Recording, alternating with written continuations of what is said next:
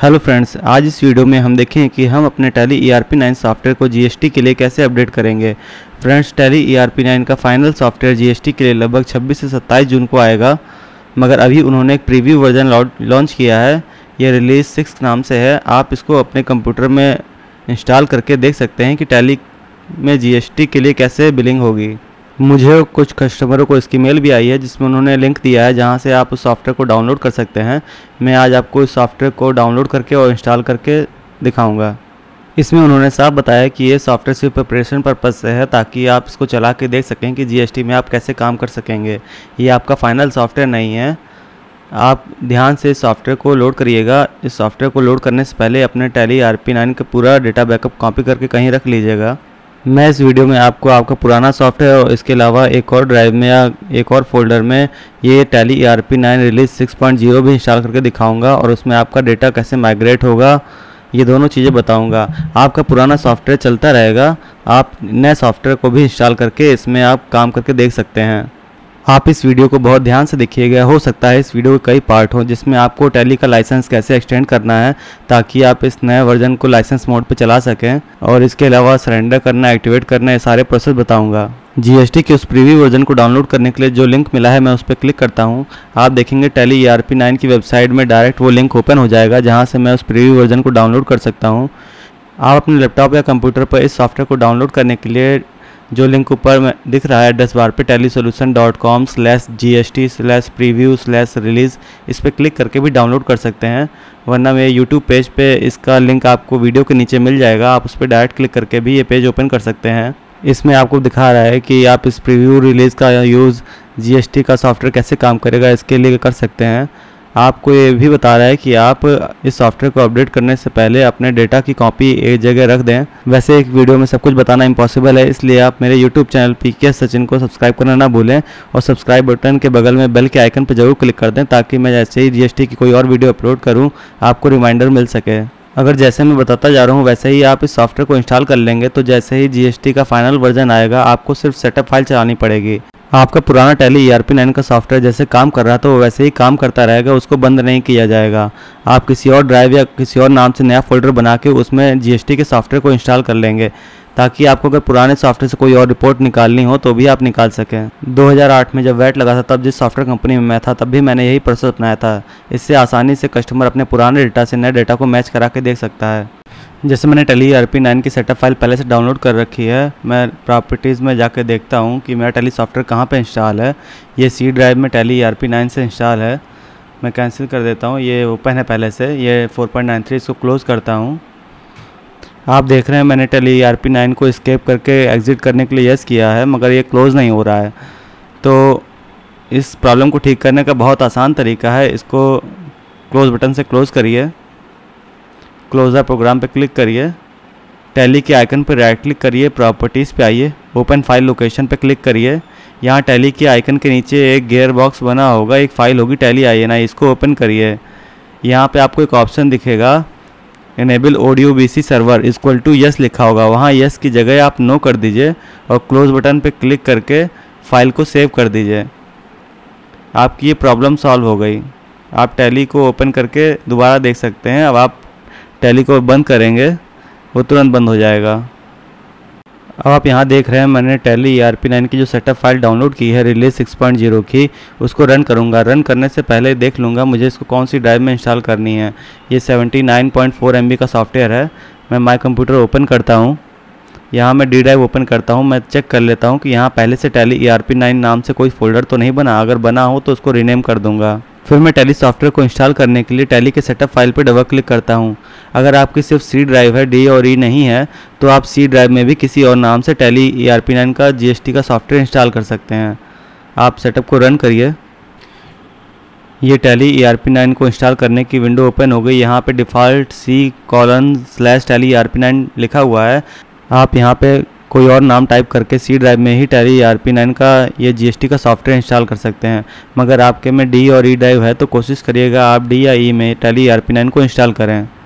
मैं यहाँ D:/टैली ERP9 कर देता हूँ। यहाँ पर एडवांस पे क्लिक करिएगा। यहाँ डिफ़ॉल्ट में डेटा डायरेक्टरी जैसे C:टैली ERP9 है, आप यहाँ C की जगह D कर दीजिए। एक्सेप्ट पे क्लिक करिए, फिर इंस्टॉल बटन पे क्लिक करिए। ये टैली को इंस्टॉल होने का प्रोसेस चालू हो जाएगा। फिर जैसे ही इंस्टॉलेशन कंप्लीट हो जाएगी, लास्ट में डन बटन आएगा, आप डन बटन पे क्लिक करेंगे।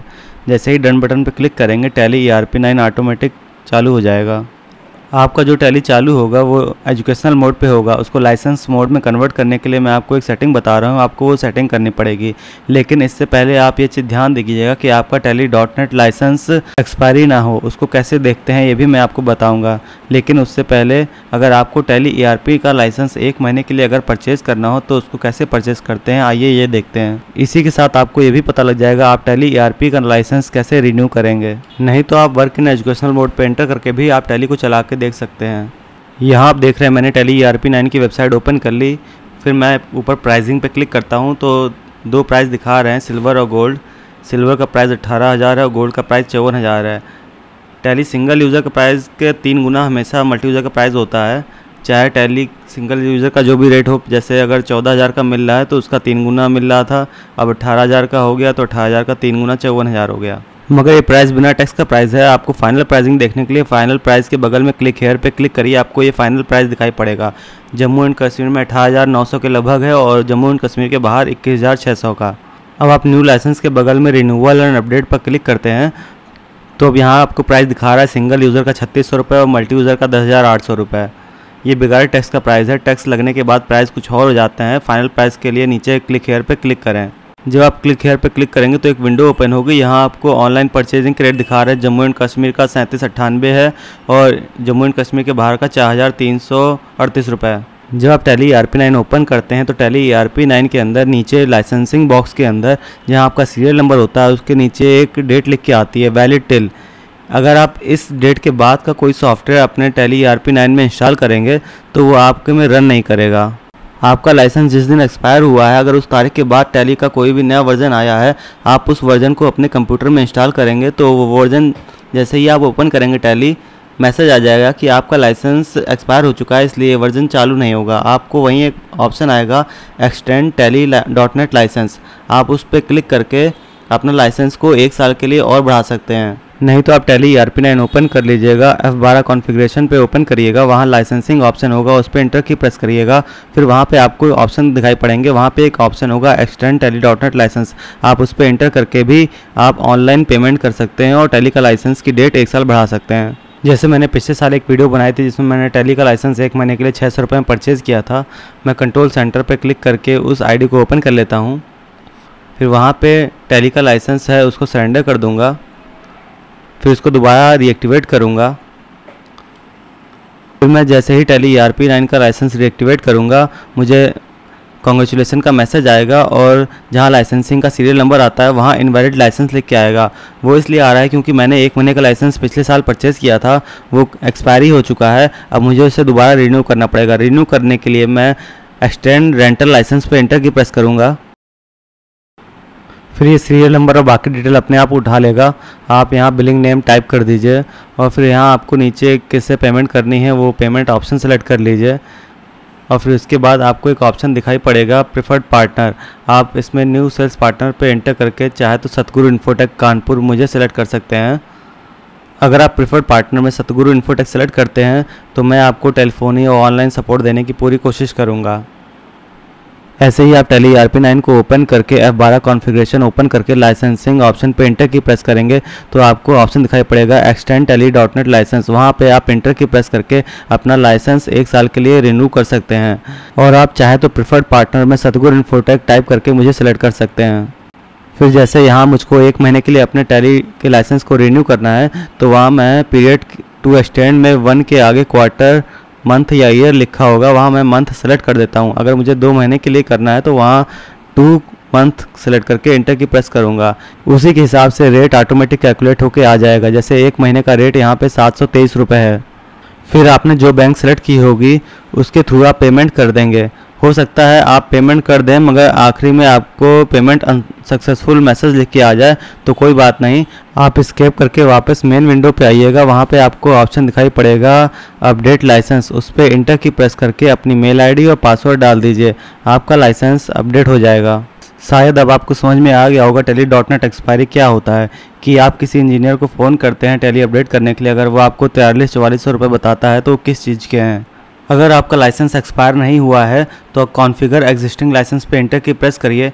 यहाँ पे लाइसेंस फाइल पाथ पे आपका लाइसेंस फाइल यहाँ पे भी हो, जैसे आपका टैली यहाँ सी ड्राइव से चलता है पुराना वाला, तो आपका टैली का लाइसेंस सी ड्राइव पे ही होगा। आप इस एड्रेस को कॉपी कर लीजिए कंट्रोल सी से, फिर टैली ERP9 को ओपन करिए, वहाँ पे कंट्रोल Alt V से लाइसेंस फाइल पाथ पे उसको पेस्ट कर दीजिए और फिर इंटर की प्रेस करिए। आपका ये GST वाला सॉफ्टवेयर भी लाइसेंस मोड पे चालू हो जाएगा। नहीं तो आप पुराने सॉफ्टवेयर में टैली INI फाइल को ओपन करके टैली लाइसेंस पाथ के आगे जो एड्रेस पड़ा हो उससे भी देख सकते हैं कि आपका टैली का लाइसेंस कहाँ से चलता था। आप यहाँ देख रहे हैं कुछ हैंग टाइप में हो गया है, आप इसको क्लोज़ कर दीजिए। फिर उस आइकन के ऊपर राइट क्लिक करिए, प्रॉपर्टीज़ पे आइए, ओपन फाइल लोकेशन पे क्लिक करिए। आपने डी ड्राइव में GST वाला सॉफ्टवेयर किया है, वहाँ टैली INI ओपन करिए और फिर इनेबल ऑडियो BC उसके आगे जो यस है उसको नो कर दीजिए और फाइल को क्लोज़ करके सेव कर दीजिए। आपकी ये प्रॉब्लम ठीक हो गई। आप टैली आइकन से टैली सॉफ्टवेयर को ओपन करिए। आप ये देख रहे हैं आपका ये GST वाला सॉफ्टवेयर ओपन हो गया, रिलीज 6.0। अब इस वक्त आपके दोनों सॉफ्टवेयर काम कर रहे हैं। एक सी ड्राइव में आपका पुराना टैली ERP का सॉफ्टवेयर जो वैट में यूज़ होता है, और डी ड्राइव में आपने GST के लिए नया सॉफ्टवेयर इंस्टॉल कर दिया, वो भी लाइसेंस मोड पे चल रहा है। आपका सी ड्राइव का डेटा अलग है और डी ड्राइव में आप जो सी ड्राइव से डेटा कॉपी करके डी ड्राइव में पेस्ट करेंगे, GST में वो डेटा अपडेट करेंगे। अब आप यहाँ देख रहे हैं मैं GST वाले रिलीज 6.0 सॉफ्टवेयर में सेलेक्ट कंपनी में इंटर की प्रेस करता हूँ तो मुझे नो कंपनी ऑन डिस्क दिखा रही है। तो मैं सी ड्राइव के जो वैट वाला सॉफ्टवेयर है उसके डेटा फोल्डर से सारी कंपनियाँ कॉपी करके अपने डी ड्राइव के टैली ERP9 के डेटा फोल्डर में पेस्ट कर दूँगा। तो डी ड्राइव में भी जो GST वाला सॉफ्टवेयर है मुझे वहाँ भी वो सारी कंपनियाँ दिखाई देने लगेंगी। फिर मैं सेलेक्ट कंपनी में एंटर की प्रेस के वो कंपनी मुझे जो दिखाई देने लगी है उस पर एंटर की प्रेस करता हूँ तो वहाँ मुझे ऑप्शन दे रहा है कि इसका बैकअप अपने आप होगा। तो यहाँ मैं यस पे क्लिक करूँगा तो डी ड्राइव में टैली बैकअप नाम से एक फ़ोल्डर बन जाएगा, उसमें ABK फाइल बन जाएगी जहाँ सारा बैकअप सेव हो जाएगा। जब आपका बैकअप वाला प्रोसेस कंप्लीट हो जाएगा, डी ड्राइव में टैली डेटा बैकअप नाम से अपने आप फोल्डर बनेगा, उसमें आपका बैकअप सेव हो जाएगा। फिर उसके बाद आपको एक मैसेज आएगा, अगर आप एंटर की प्रेस करेंगे तो सेट GST डिटेल एक विंडो खुलेगी जहां से आप अपना GST का नंबर सेव करेंगे और GST इनेबल कर देंगे। यहाँ पर आप अपना GSTN नंबर टाइप करके सेव कर दीजिए और बाकी जो ऑप्शन आपको यस या नो करने हैं उसको करके एंटर की प्रेस करिए। जैसे मैंने इसमें अपना पुराना डेटा माइग्रेट किया था, ये उत्तर प्रदेश की कंपनी थी, मैं एक सैम्पल GSTN नंबर इंटर की करके प्रेस किया तो इसने मैसेज दे दिया कि ये 29 उत्तर प्रदेश का कोड नहीं है। तो मैं यहाँ 09 करके इंटर करता हूँ तो इसको एक्सेप्ट कर लेगा।